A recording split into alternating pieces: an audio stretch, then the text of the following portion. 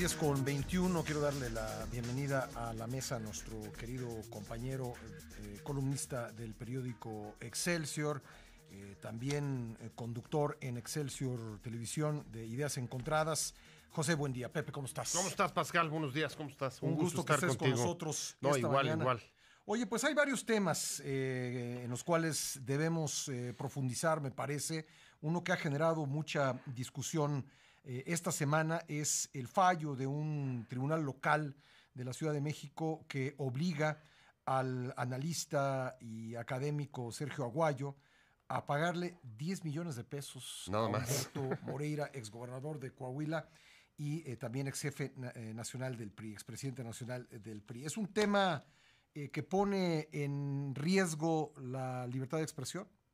Bueno, la verdad es que es un tema muy delicado, Pascal. Yo creo que estamos ahí teniendo un retroceso a épocas en las que tratamos de hacer reformas desde 2007 para evitar que la judicialización de los procesos contra los periodistas, contra la opinión, el derecho a expresarse, la circulación de ideas, podamos tener un retroceso hasta esa época de cerca de 13 años. En 2007, tú lo recuerdas perfectamente, se hizo una reforma para despenalizar, para que ya no fueran perseguidos delitos como calumnia o daños al honor, cosas un poco ambiguas y difíciles de decir. Que no se judicializaran por la vía penal. Por la vía penal, exactamente. Sí. Quedaron solamente en el Código Civil. Sin embargo, lo que estamos viendo en el caso de Aguayo es que la vía civil puede convertirse también en una forma de acoso o hostigamiento judicial si vemos, por un lado, penas tan desproporcionadas que puedan conducir a la catástrofe económica de cualquiera. Pedirle a cualquier periodista que tenga una reparación del daño cerca de que puede ser su patrimonio. 10 millones de pesos, su patrimonio, es condenarlo a la catástrofe y en cualquier caso es un fuerte inhibidor para poder expresar las opiniones. Teóricamente este fallo se basa en el cálculo del daño moral que habría recibido Humberto Moreira por el artículo de Sergio Aguayo. ¿Cómo se llega a un cálculo así? A ver, es que ahí hay un problema. Sí. En 2007, digamos que hubo algunas lagunas u omisiones que dejaron sin una regulación más precisa temas como, por ejemplo, la malicia. Para tú juzgar el daño moral tendrías que poner una serie de criterios como la malicia en la opinión, detrás de la opinión, lo irreparable del daño que pudieras estar causando a la persona. Y en este caso, ni los supuestos que se argumentan existieron, porque se trata de un artículo de opinión en el que se señala, o Aguayo dice que el caso de Moreira, de Humberto Moreira, el expresidente del PRI, huele o hiede a corrupción, después de que había sido detenido en Madrid y acusado de cohecho y asociación criminal. Pero, en cualquier caso, yo creo que tu pregunta es el punto.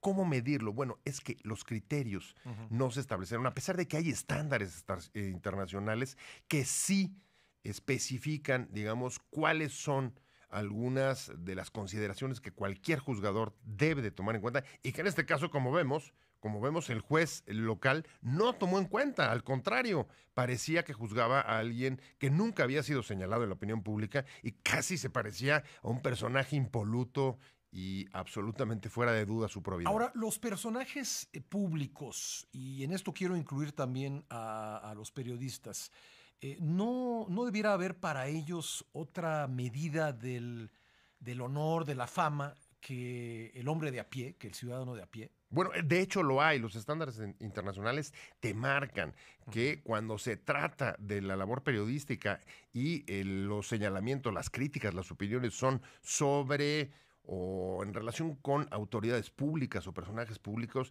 el nivel, digamos, de soporte, de crítica, de aguante de los señalamientos mayor, ¿no? Es muchísimo mayor. Pues la piel tiene que ser más gruesa. Que el de cualquier ciudadano normal. O sea, imagínate si tú o yo, por cosas que todos los días nos dicen en las redes sociales, presentáramos denuncias en términos de daño moral, ¿no? Tendríamos que cambiar de giro de trabajo. Pues sí. Tendríamos que dedicar parte del tiempo a responder. Que hay niveles de exposición, ¿no? En diferentes profesiones, diferentes ocupaciones, hay niveles distintos de exposición, pero finalmente pues creo que todos los que tenemos algún nivel de exposición pública tenemos que aceptar que se nos critique. A ver, en otros lugares incluso hay juzgados especiales para este tipo de casos, donde se tomen en cuenta de manera, digamos, específica criterios como los que hablábamos. A ver, ¿cuál es la malicia? ¿Cuál es la irreparabilidad del daño?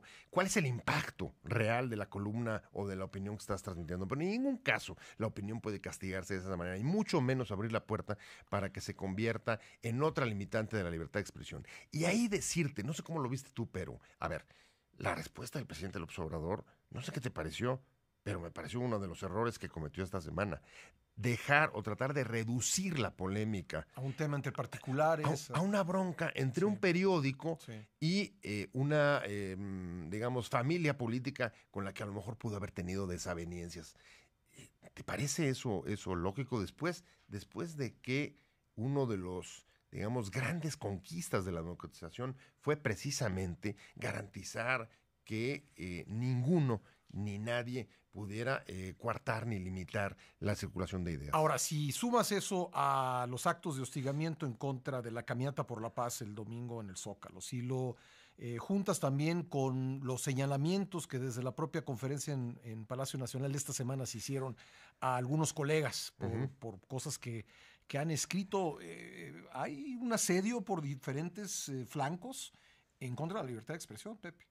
Yo creo que eso es lo preocupante justo del caso que nos ocupa. Y es que, Pascal, en un país en el que no solamente ocupamos uno de los principales lugares en el ranking de los más peligrosos para el ejercicio de la profesión, sino que permanentemente los periodistas y el trabajo periodístico está a expensas de las amenazas o de la acción de poderes formales y también de facto, y estoy pensando en los estados, el nivel digamos, de amenaza que hay contra los periodistas en los estados por poderes de facto es enorme. Hemos conocido los datos de asesinatos. Bueno, en ese contexto, esta clase de intervenciones desde la Presidencia de la República me parece que son doblemente graves, no solamente porque no tendría que ser un tema de crítica, sino de defensa, pues es lo que le toca al Estado, defender y garantizar la libertad de expresión, sino además son declaraciones que abonan en, digamos, en la vulnerabilidad en la que se encuentran. Por último, ¿qué esperas que pase con el caso Aguayo en la Suprema Corte? Bueno, es una cuestión interesante que la Suprema Corte haya uno de los ministros de la Corte buscado atraer el caso. Me parece que es un asunto positivo, pero me parece que también es hora de que este caso nos sirva para poner otra vez sobre la palestra cambios legislativos que justo saquen o cubran lagunas legislativas, como por ejemplo el tema del daño moral, dentro de la cual pueden ocultarse o pueden desplegarse muchas acciones de los propios poderes interesados en acosar o hostigar a un periodista. Pepe, buen día, te agradezco mucho. Pascal, muchas gracias, un placer haber estado contigo esta mañana. Muchas gracias y saludos a tu auditorio. Gracias, muy amable. José, buen día.